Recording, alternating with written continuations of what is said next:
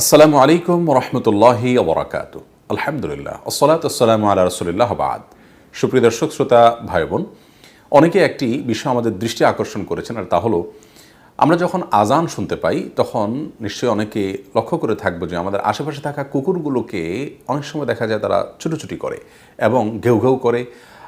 এই যে আজানের সময় কুকুরের দিক বিদিক ছুটে বেড়ানো কিংবা অস্বাভাবিকভাবে ঘেউ ঘেউ করতে থাকা, বিকট আওয়াজ করতে থাকা, কোরআন এবং হাদিসের আলোকের কোনো রহস্য বা তাৎপর্য আছে কিনা, এ প্রশ্ন উত্তর খুঁজতে গিয়ে সর্বপ্রথম যে হাদিসটি আমাদের মাথায় চলে আসে সেটি বুখারী মুসলিম একযোগে বর্ণনা করেছে এবং নবী করিম সাল্লাল্লাহু আলাইহি ওয়াসাল্লাম ইরশাদ করেছেন, যখন আজান এর আওয়াজ হাঁকা হয়, মুয়াজ্জিন যখন আজান হাঁকেন তখন শয়তান খুব বাজেভাবে পলায়ন করে।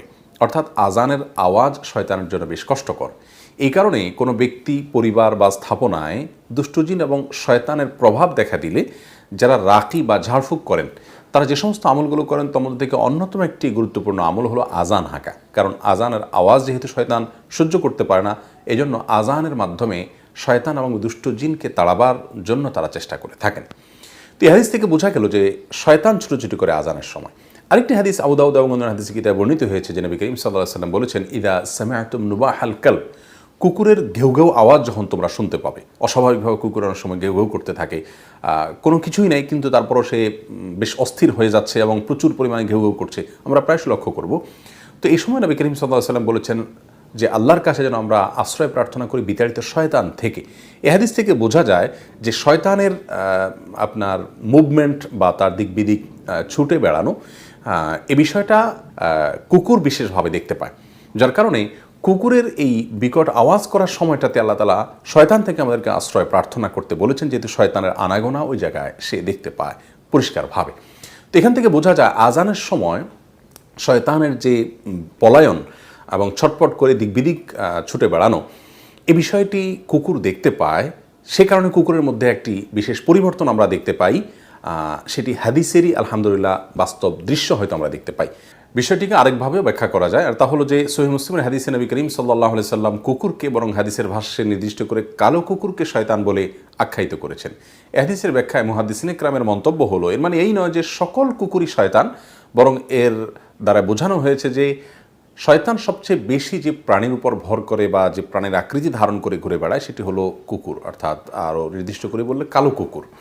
তাহলে একদিক থেকে আমরা হাদিস থেকে জানতে পারলাম যে আজানের সময় শয়তান ছটপট করে দিক বিদিক ছুটোছুটি করে এবং পলায়ন করতে থাকে, অপরদিকে শয়তান কুকুরের আকৃতি ধারণ করে। অতএব কুকুরের মধ্যে আজানের সময় যে বিশেষ অস্থিরতা, ভাবলেশ বা বিকট আওয়াজ করা, ছুটোছুটি করার যে প্রভাব আমরা দেখতে পাই, এটি হাদিসেরই হয়তো বাস্তব রূপ বা নমুনা, সেটি দুই ব্যাখ্যার যে কোনোটি হতে পারে। আল্লাহু আ'লাম বিস-সাওয়াব।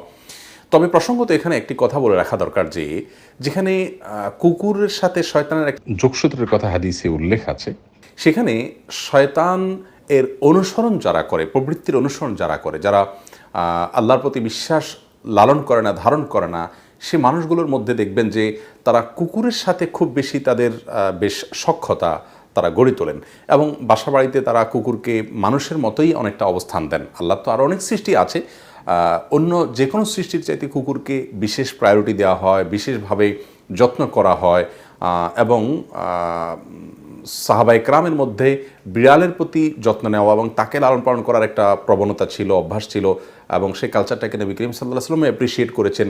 সেটিও আমাদের সমাজে আছে এবং মুসলিম অমুসলিম নির্বিশেষে অনেকেই হয়তো বিড়ালও পালেন, কিন্তু কুকুরের প্রতি যে যত্ন নেওয়া হয় এবং কুকুরকে যে বিশেষ গুরুত্ব দেওয়া হয় সেটা অন্য কোনো প্রাণীর ক্ষেত্রে দেওয়া হয় না। অর্থাৎ হাদিসে যেখানে শয়তানের সাথে যোগসাজশের কথা বলা হয়েছে, সেই শয়তান হয়তো তারই চক্রান্তের অংশ হিসাবে মানুষের ঘরে প্রবেশ করেছে কুকুরের আকৃতি ধারণ করে অথবা কুকুরের উপরে ভর করে।